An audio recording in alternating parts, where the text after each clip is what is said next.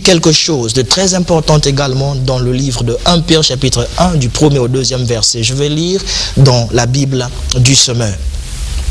Pierre, apôtre de Jésus-Christ. Regardez bien, ça sont des années plus tard, après la mort de Jésus-Christ. Pierre s'appelle sous la direction du Saint-Esprit Pierre, apôtre de Jésus-Christ. Salue ceux que Dieu a choisis et qui vivent en hôtes de passage, dispersés dans les provinces du Pont, de Galatie, de Cappadoce, d'Asie, de Bithynie. Dieu le Père vous a choisi d'avance, conformément à son plan, et vous lui avez été consacrés par l'Esprit pour obéir à Jésus-Christ et à être purifiés par l'aspersion de sang. Que la grâce et la paix vous soient abondamment accordées. 1 Pierre 1, 1 à 2. Il a dit que vous avez été choisis d'avance. Donc vous n'êtes pas devenus enfants de Dieu par hasard. Vous avez été choisis d'avance. Il y a eu la prédestination sur votre compte. Voilà pourquoi aujourd'hui vous êtes des enfants de Dieu. Mesdames et messieurs, ne paniquez pas à cause de ces circonstances. Ne paniquez pas à cause de ces erreurs. L'évangile, c'est un évangile de grâce. Dieu, c'est le Dieu de la grâce. La Bible l'appelle le fidèle créateur. Celui qui a dit que la lumière soit et la lumière fut, a inspiré Pierre pour dire que vous avez été choisis d'avance. Cela veut dire que vous n'avez pas de raison de paniquer. Dans le cas de Pierre, la bonté de Dieu a triomphé. Et lorsque vous regardez le livre de Lamentations, chapitre 3, du 22e au 23e verset, vous y lirez ces paroles suivantes. Je les cite ici. Car les bontés de l'Éternel ne sont pas à leur terme et ses tendresses ne sont pas épuisées. Chaque matin, elle se renouvelle. Oui, ta fidélité est grande. Vous voyez-vous, vous-même là, que les bontés de Dieu à votre égard ne peuvent jamais s'épuiser, quelles que soient les erreurs, quel que soit le nombre de fois que vous avez péché. Le problème, ce n'est pas le fait que vous ayez péché contre Dieu. Péché veut dire manquer de but. Si vous avez manqué de but, vous pouvez redresser, vous pouvez changer de conduite. C'est un problème de décision, n'est-ce pas? La Bible nous a montré dans le livre de Michée chapitre 7, dans les versets 18 et 19, que Dieu ne garde pas sa colère à jamais. Dieu n'est pas courroucé contre vous. Dieu, c'est un Dieu d'amour. Jérémie 31. Versets 3 et 4 nous montrent que Dieu nous aime d'un amour éternel. Son amour pour vous ne diminue pas. Son amour pour vous ne changera pas de degré. Il reste constant. Peu importe ce qui peut vous arriver, peu importe les erreurs ne manqueront pas. Que vous soyez prophète, pasteur, que vous soyez docteur, évangéliste, etc. Que vous soyez membre de l'église, que vous soyez patron d'une compagnie, etc. Les erreurs, vous pourrez les commettre. Mais l'attitude, c'est de reconnaître ces erreurs, de vous repentir de celles-ci et de revenir auprès de Dieu. Vous avez l'histoire du fils prodigue. Il avait un futur. Le futur n'était pas à l'extérieur du Père, mais c'était dans les mains du Père. Et lorsqu'il a compris que sa décision était une mauvaise décision, qu'est-ce qu'il a fait? Il est revenu. Il était fatigué de manger les caroubes. Il était fatigué de sentir l'odeur des porcs. Il est revenu vers son Père. La Bible ne nous dit pas que le Père l'avait rejeté. Le Père a fait un festin pour lui. Et c'est cela le cœur de Dieu. C'est Jésus-Christ qui nous a donné cette parabole. C'est pour vous dire également que c'est ce cœur-là qu'a votre Dieu, qu'a mon Dieu. Lorsque vous vous perdez, ayez le courage de revenir. Pourquoi? Vous avez un futur. Il a dit que j'ai des projets, j'ai des pensées que j'ai conçues pour vous. Ce ne sont pas des projets de malheur, mais ce sont des projets de bonheur, de paix, afin que je vous assure un avenir plein d'espérance. Waouh! N'est-ce pas beau? Ça, c'est le langage d'un père. J'ai un avenir pour toi. Mais il faut que vous puissiez revenir. Rappelez-vous que les paroles de Dieu rapportées dans Jérémie 29, verset 11, ont été libérées sur les enfants d'Israël qui se trouvaient en captivité. N'est-ce pas? En Irak à l'époque ou Babylone. Mais Dieu, étant Dieu, savait que ces enfants-là ont un futur. Et lorsqu'il a libéré ces paroles, nous savons qu'il y a eu donc la rédaction, par exemple, des petits prophètes, Michée, Osée, Amos, etc. Donc Dieu a un futur pour vous. Les circonstances auxquelles vous êtes confrontés ne peuvent jamais réduire à néant votre futur. Il faut que vous puissiez croire en la parole de Dieu. Les situations difficiles, ça c'est le deuxième point de mon message, vont certainement s'abattre contre vous. Rappelez-vous par exemple que David avait été choisi par Dieu à un âge très bas, à l'âge de 17 ans, Dieu avait dit au prophète Samuel que je me suis trouvé un roi dans la famille de Jessé, le Bethléemite. Et selon, n'est-ce pas, 1 Samuel chapitre 16, le premier verset, les 12e et 13e versets, on nous montre exactement ce qui se passa. Le prophète Samuel était en train de pleurer la désobéissance du premier roi d'Israël, le roi Saul. Et Dieu a dit, arrête de pleurer parce que tu perds du temps considérable. La réjection de ce roi est de manière finale. Je ne veux pas changer d'avis. Mais pendant que toi tu pleures, nous ne sachons pas quoi faire. Je me suis déjà trouvé une autre personne qui va diriger de manière efficace cette nation d'Israël. Et il lui a dit, quitte Rama pour aller à Bethléem. Et quand tu vas y arriver, je veux te montrer ce que tu dois faire. Et lorsque le prophète Samuel a obéi, effectivement il est arrivé dans la ville de Bethléem. Les anciens de la ville ont tremblé parce que le prophète ne se déplaçait pas sans son véritable motif. Et lorsqu'il les a assurés que sa présence était pour un but précis, ils se sont donc rassemblés, donc c'était pour sacrifier. C'était là la stratégie que Dieu donc avait adoptée. Et il a réuni les enfants de Jessé. Et donc ceux qui apparemment, sur la base de leur formation physique, etc., étaient potentiellement des rois, avait été rejeté par Dieu. Dieu a dit au prophète Samuel, selon 1 Samuel chapitre 16, verset 7, que moi je ne regarde pas aux apparences extérieures, je regarde le cœur. Selon Dieu, le cœur d'Éliab, de Shama et des autres frères de David n'avait pas la royauté dont il avait besoin. Et il a regardé que cette royauté-là se trouvait dans le cœur du jeune David. Voilà pourquoi le prophète avait demandé à Jessé, après avoir examiné tous les autres enfants, les premiers qui étaient là, est-ce que ces enfants que je viens d'examiner sont les seuls que tu as? Et il a dit, il y a un garçon qui est un berger, n'est-ce pas, qui est dans la forêt en train de garder le troupeau. Et on a demandé donc que ce garçon-là vienne. Et lorsque ce garçon est arrivé, la Bible dit ceci. Isaïe le fit donc venir le garçon. Je lis le verset 12 de 1 Samuel 16. C'était un garçon aux cheveux roux, avec de beaux yeux et qui avait belle apparence. L'Éternel dit à Samuel, c'est lui, vas-y, confère-lui l'onction. Samuel prit la corne pleine d'huile et il en oignit David en présence de sa famille. L'Esprit de l'Éternel tomba sur David et demeura sur lui à partir de ce jour-là et dans la suite. Après cela, Samuel se remit en route et retourna à Rama. Nous sommes en train de voir comment Dieu a conféré l'onction sur David. David n'avait pas demandé cela. David était occupé, n'est-ce pas, à gérer le business de la famille, les affaires de la famille. Mais dans son occupation, il ne savait pas que le ciel était intéressé à lui.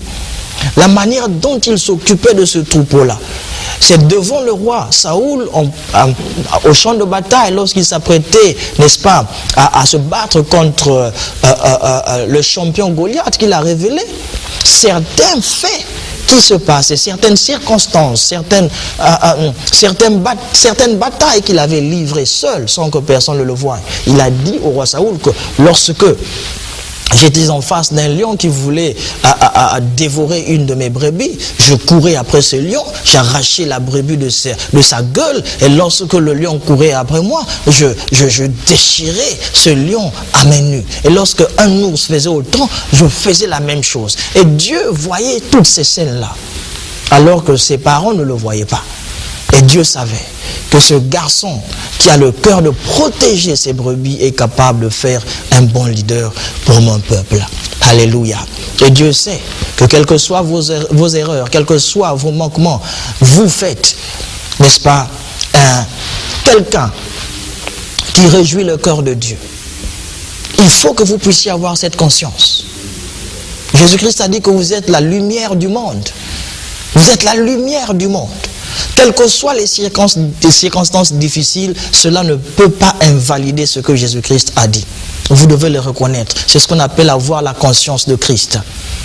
Christ avait cette conscience. Il était capable de dire, moi et le Père, nous sommes un. Il n'avait pas peur de le proclamer. Il n'avait pas peur de le dire. Alléluia. À la croix de Golgotha, lorsqu'il était crucifié, il n'avait pas peur, il ne s'est pas gêné de prier pour ses persécuteurs. Lorsqu'il a dit, Père, pardonne-leur. La conscience de Christ doit crier plus fort que vos manquements. La conscience de Christ doit crier plus fort que vos faiblesses, que vos erreurs, que les faux pas que vous pouvez commettre dans votre vie.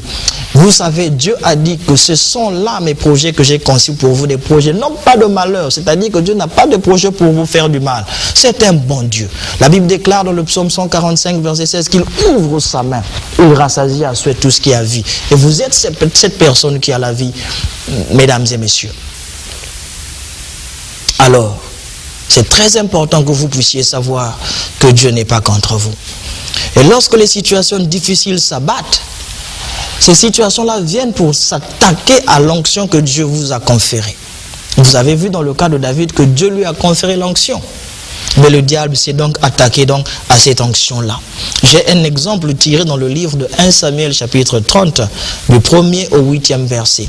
La Bible nous dit que lorsque le roi Saoul était en train de poursuivre de manière farouche David, un jour celui-ci prit la décision de quitter le territoire d'Israël pour aller donc chercher asile dans le territoire des Philistins auprès du roi donc Achish. Et lorsqu'il est arrivé dans la capitale Gath, il a donc demandé au roi d'Achish de lui donner une portion de terre là où il allait habiter lui et ses 600 hommes. Et la ville choisie par le roi Achish, c'était donc le territoire appelé Tsiklag. Et selon la parole de Dieu, David habita dans Tsiklag pendant 1 an et 4 mois. Et pour vivre, il devait faire des incursions, des évasions dans certains territoires pour aller donc chercher à manger. Ce n'était pas facile pour lui. Alors, il avait donc une troupe de 600 hommes, sans compter leurs épouses et enfants. Il devait donc les nourrir, il devait montrer à ces troupes-là que c'était un bon leader, qu'il devait s'occuper de leurs besoins. En 1 Samuel 25, on nous montre que David a demandé au riche Nabal à manger pour nourrir son peuple. Mais celui-ci, à cause de l'égoïsme, n'a pas voulu l'aider. Et il est mort lui-même à cause de sa dureté de cœur. Mais lorsque David s'est retrouvé dans un territoire étranger, a demandé l'asile qu'on lui a accordé avec ses hommes, on lui a donné donc un territoire de refuge. Et la Bible nous dit qu'1 an et 4 mois plus tard, il s'est rapproché encore auprès du roi Achish pour lui demander du travail. Et le roi Achish voulait faire de lui donc le responsable de sa garde. Et lorsqu'ils ont marché de Tsiklag pour la capitale Gath, ceux qui étaient autour de lui, l'entourage du roi Achish n'a pas voulu que David, qui avait tué leur champion, soit, n'est-ce pas, fasse partie de leur garde, fasse partie de ceux qui allaient combattre contre Israël. Pour eux, c'était une manière de David, ou pour David, de se racheter du roi pour lequel il était le fugitif. Et donc ils ont dit au roi, ils ont persuadé le roi de le faire repartir chez lui. Et donc David et ses hommes sont repartis. Alors il est arrivé quelque chose que je vais donc vous lire dans 1 Samuel 31 à 8, Bible du Semeur. Il est écrit: lorsque David arriva le surlendemain avec ses hommes à Tsiklag, il la trouva ravagée et incendiée.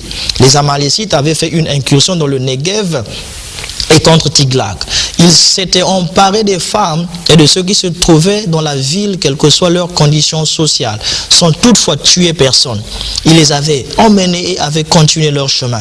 Quand David et ses compagnons arrivèrent à la ville, ils découvrirent donc qu'elle avait été incendiée et que leurs femmes, leurs fils et leurs filles avaient été emmenés captifs. David et ses compagnons se mirent à crier et à pleurer jusqu'à en être épuisés.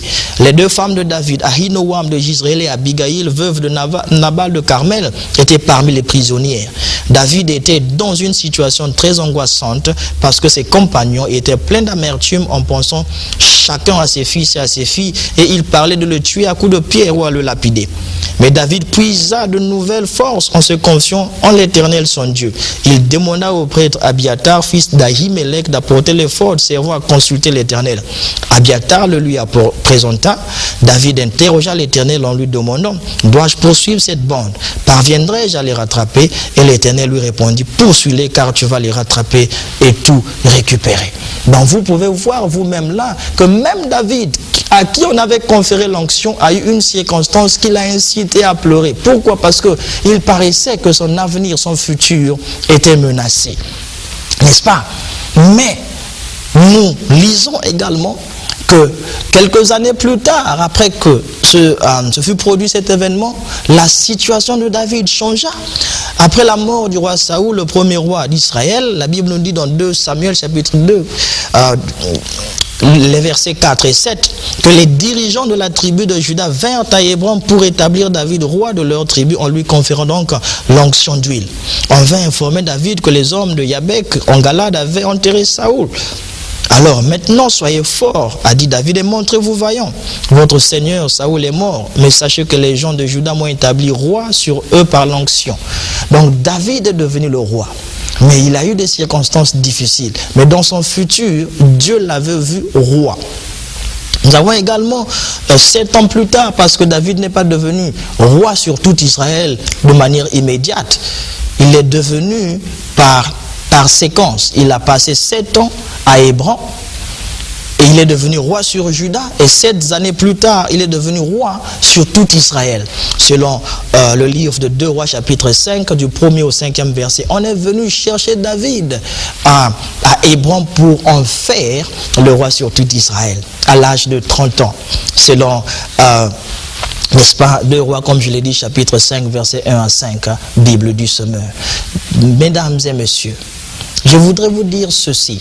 Dieu, c'est un Dieu fidèle. Je vous ai dit dans le premier message qu'aucune personne n'est en mesure et capable de détruire votre futur. Et dans ce deuxième message, j'insiste encore qu'aucune circonstance, quelle qu'elle soit, quelle que soit sa nature, qu'elle se produise en Afrique, en Europe, en Asie, en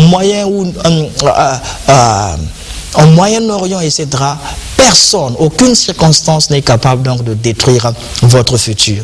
Pourquoi? Dieu déclare ceci. Donc ça c'est le dernier point. Dieu jure de vous exprimer sa fidélité. En Hébreux chapitre 13 verset 5, la Bible déclare que votre conduite ne soit pas guidée par l'amour de l'argent. Contentez-vous de ce que vous avez présentement. Car Dieu lui-même a dit, je ne te laisserai pas, non, je ne t'abandonnerai jamais. Dieu t'a juré fidélité. Il ne t'abandonnera jamais. Quelles que soient les circonstances difficiles, quels que soient les problèmes, que ces problèmes-là soient identiques à ceux qu'avait David, comme si votre maison brûle, on vous dilapide votre compte en banque, votre ménage se disloque, etc. La maladie ruine votre santé physique. Dieu dit, je ne t'abandonnerai pas. C'est cela la garantie que vous avez. Cela veut dire que je serai avec vous. Dans le livre de Jean chapitre 14, au verset 16 à 17, la Bible dit ceci, ce sont les paroles là de Jésus. Il dit, et moi je demanderai au Père de vous donner un autre défenseur de sa cause, afin qu'il reste pour toujours avec vous. C'est l'Esprit de vérité, celui que le monde est incapable de recevoir parce qu'il ne le voit pas et ne le connaît pas. Quant à vous, vous le connaissez, car il demeure auprès de vous et il sera en vous. Alléluia. Il y a un défenseur de la cause de Dieu. Et cette cause, c'est le futur qu'il a déclaré être radieux et glorieux pour vous. Et ce défenseur, c'est donc le Saint-Esprit. Jésus-Christ a dit le défenseur de la cause de Dieu. Les 2 mots grecs traduits par autre défenseur ou autre consolateur selon certaines versions, c'est donc allos parakletos, c'est-à-dire un autre consolateur qui est exactement comme Jésus-Christ, qui aime comme lui, qui dirige comme lui, qui protège comme lui et qui, n'est-ce pas, assure ce futur plein d'avenir. Que dire de plus, bien-aimés? Mesdames et messieurs, votre futur ne pourra jamais être menacé ou détruit à cause des circonstances fâcheuses, les situations difficiles, les pénuries, la pauvreté, la maladie, etc. Jamais. Pourquoi je peux le dire avec beaucoup d'assurance? Eh bien parce que Romains chapitre 8 verset 31 à 35, 31 déclare ceci d'abord. Que dire de plus? Si Dieu est pour nous, qui se lèvera contre nous? Si Dieu est pour vous, bien-aimés, qui se lèvera contre vous? En verset 35, on nous dit encore, qu'est-ce qui pourra nous arracher à l'amour du Christ? La détresse ou l'angoisse, la persécution, la faim, la misère, le danger ou l'épée? Mais dans tout cela, nous sommes bien plus que vainqueurs par celui qui nous a aimés. Au verset 38, nous lisons, oui, j'en ai l'absolue certitude. Ni la mort, ni la vie, ni les anges, ni les dominations, ni le présent, ni l'avenir, ni les puissances, ni ce qui est en haut, ni ce qui est en bas, ni aucune autre créature créature ne pourra nous arracher à l'amour que Dieu nous a témoigné en Jésus-Christ notre Seigneur. Aussi, bien-aimés, selon Romains 8, 31, 35, 37 à 39, Bible du semeur, vous pouvez avoir l'assurance que vous avez l'amour de Dieu, quelles que soient les circonstances. Ne craignez pas ces circonstances-là, vous avez la parole de Dieu. Lorsque le diable a attaqué Jésus-Christ de Nazareth dans Matthieu chapitre 4, l'arme qu'il a utilisée, c'était la parole de Dieu. Il a dit, il est écrit. Et il est écrit a fait fuir Satan. Vous avez la même parole parce que les cieux et la terre passeront, mais la parole de Dieu ne passera jamais. Utilisez cette parole lorsque vous sentez que votre avenir est menacé. Utilisez cette parole lorsque vous sentez que le diable a des velléités de détruire votre avenir. Rappelez-vous que Dieu a dit dans Jacques chapitre 4 verset 7 que résistez le diable et il fuira loin de vous. Rappelez-vous que c'est Dieu qui a dit, le même Dieu qui a dit que la lumière soit et la lumière fut, vous dit également résistez au diable et il fuira. Le diable a peur de la parole de Dieu et lorsque cette parole sort de vous avec un cœur de foi, il n'a pas d'autres options que de fuir. Dieu vous aime. Personne ne peut détruire votre futur et aucune circonstance ne peut détruire votre futur. Que le Dieu de grâce, Père de notre Seigneur Jésus-Christ, vous bénisse puissamment et richement dans son nom, dans le nom de Jésus. Je vous aime et je vous dis au revoir et à la prochaine.